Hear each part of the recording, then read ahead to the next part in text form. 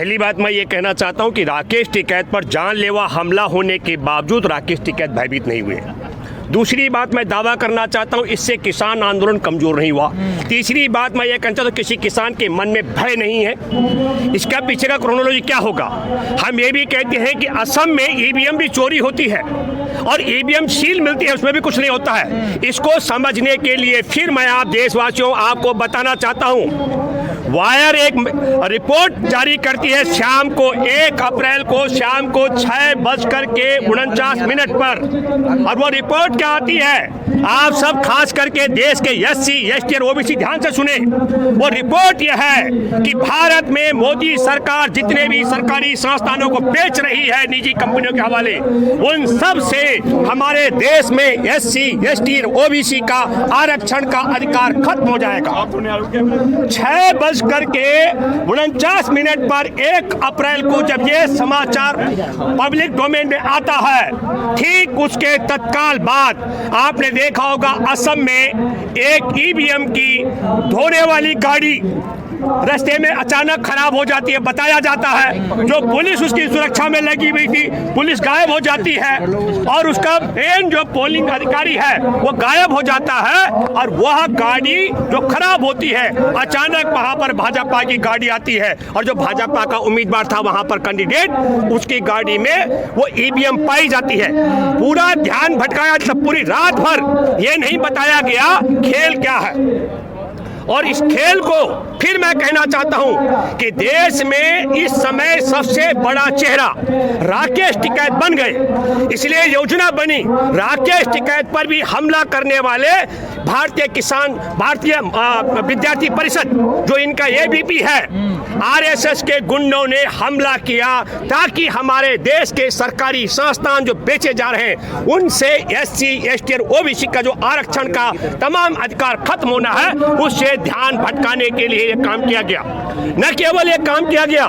एक और है, आपने देखा होगा, उसने प्रेस क्लब में एक बाबा इनका है, उस बाबा ने एक प्रेस कॉन्फ्रेंस की, क्या नंद उसका नाम है, मुझे नाम ध्यान नहीं है, नरसिम्हानंद, उसने प्रेस कॉन्फ्रेंस की 2 अप्रैल को इस पूरे मामले से ध्यान भटकाने के लिए प्रेस क्लब ऑफ इंडिया में। मैं बताना चाहता हूं, गुजरात में हमारे किसान नेता युद्धवीर सिंह प्रेस कॉन्फ्रेंस कर रहे थे कि हमारा आगे जो प्रदर्शन है, धरना जो चल रहा है, उसकी तैयारी को लेकर के गुजरात में जो प्रेस कॉन्फ्रेंस करके गुजरात की किसान पंचायत की तैयारी की बात बताने वाले थे, तो गुजरात की पुलिस किसान नेता युद्धवीर को गिरफ्तार कर देती है और राजधानी दिल्ली में संसद की चौखट पर प्रेस क्लब में एक इनका आतंकी प्रेस कॉन्फ्रेंस करके, और वहां पर कितनी बेहूदगी बातें वो खुदा के खिलाफ कहता है, इस्लाम के खिलाफ कहता है, उन शब्दों को मैं रिपीट नहीं करूंगा ताकि किसी भी तरीके से फिर मैं कहना चाहता हूं वो SC,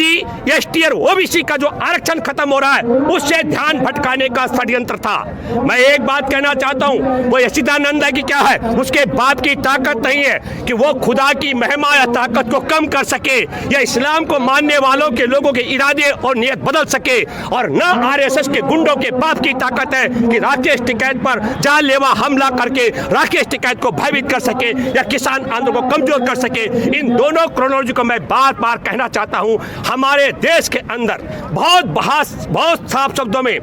एक तरफ देश का सारा संसाधन, सारे संस्थान बेचे जा रहे हैं, देश के पास कतरा कतरा बेचा जा रहा है, और दूसरी तरफ देश में SC, ST और OBC के तमाम आरक्षण के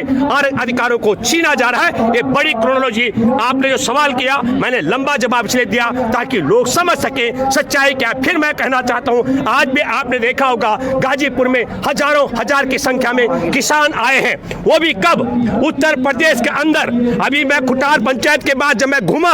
आप हैरान होंगे जान करके देशवासियों, उत्तर प्रदेश के हमारे किसान जिस दिन उनके खेत में बीज बोने के बाद अंकुर आता है तब से लेकर के हर फसल को समेटने तक चौकीदार बना डाला इस नालायक संघ परिवार की सरकार ने, क्योंकि इनकी गाय माँ और इनके सांड बाप पूरे किसानों की फसलों को नष्ट कर देते हैं, इसलिए किसान 24 घंटे उसकी चौकीदारी करते हैं। मैं फिर कहना चाहता हूं कि RSS के गुंडों के बाप की ताकत नहीं है। मोहन भागवत तुम सुन लो, और मैं एक बात और कहना चाहता हूं,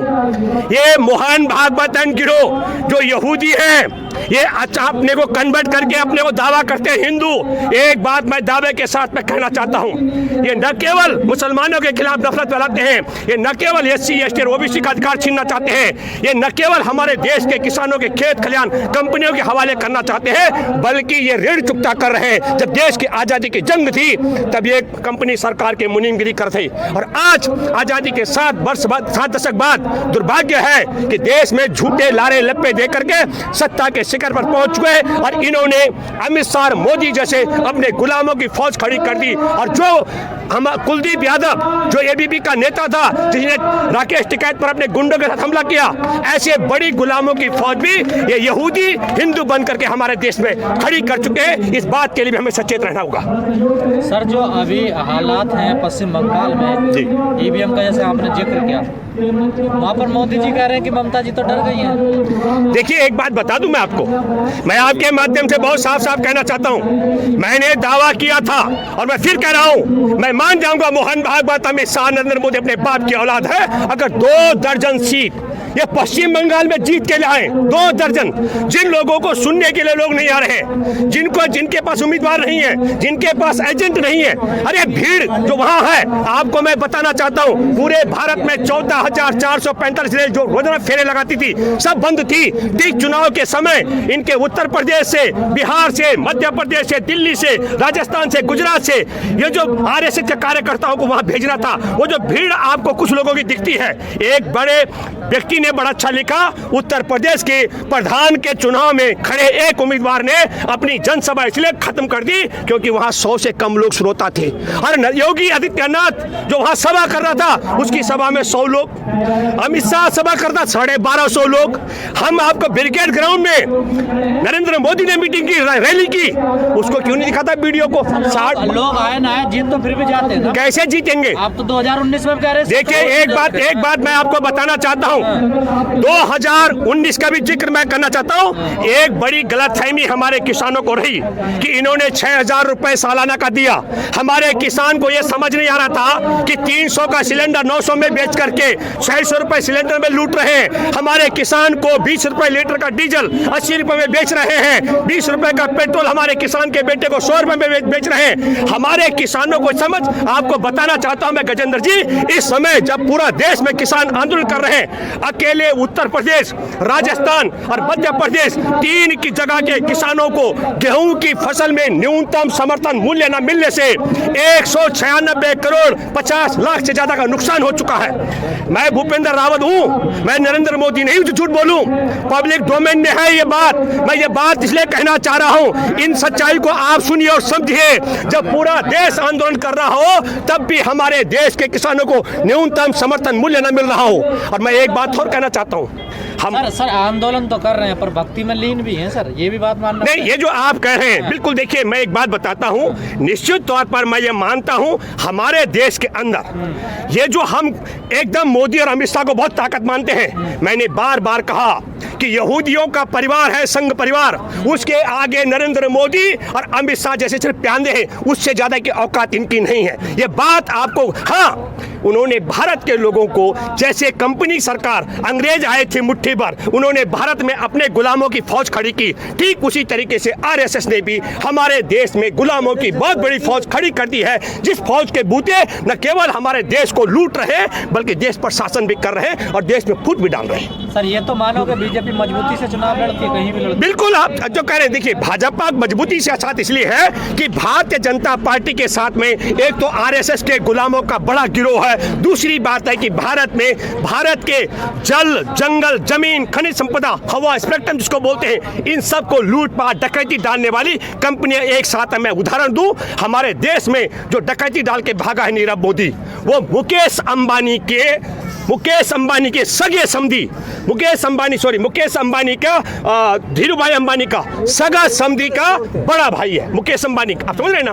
वो नीरव मोदी का जो है इसके समधी का बड़ा भाई है। तो ये बात मैं इसलिए कहना चाह रहा हूँ आपको, इस पूरी प्रक्रिया को भी आपको समझना चाहिए कि मुकेश अंबानी का रिश्ता किससे है, नीरव मोदी कौन है। तो ये एक बड़ा गिरोह है देश को लूट के भागने वाला, वो सारे के सारे। लेकिन सर वही है ना, अर्थव्यवस्था डूबे चाहे एनपीए बढ़े कुछ भी हो, पर जनता को कोई मतलब थोड़ा ये नहीं। जनता इस समय जो तुम कह रहे हो कि जनता को मतलब नहीं है, अगर जनता को मतलब नहीं होता तो मैं किस दावे से कह रहा हूं कि नरेंद्र मोदी की पार्टी भारतीय जनता पार्टी पश्चिम बंगाल में उम्मीदवार नहीं मिले, राज्यसभा लोकसभा के सदस्यों को उतारना पड़ा, इनको कैंडिडेट नहीं मिले हैं, जनता इनके खिलाफ है, जनता इनके खिलाफ वोट कर रही है। इसी दावे के साथ मैंने कहा ये 2 दर्जन सीट वहां नहीं लेकर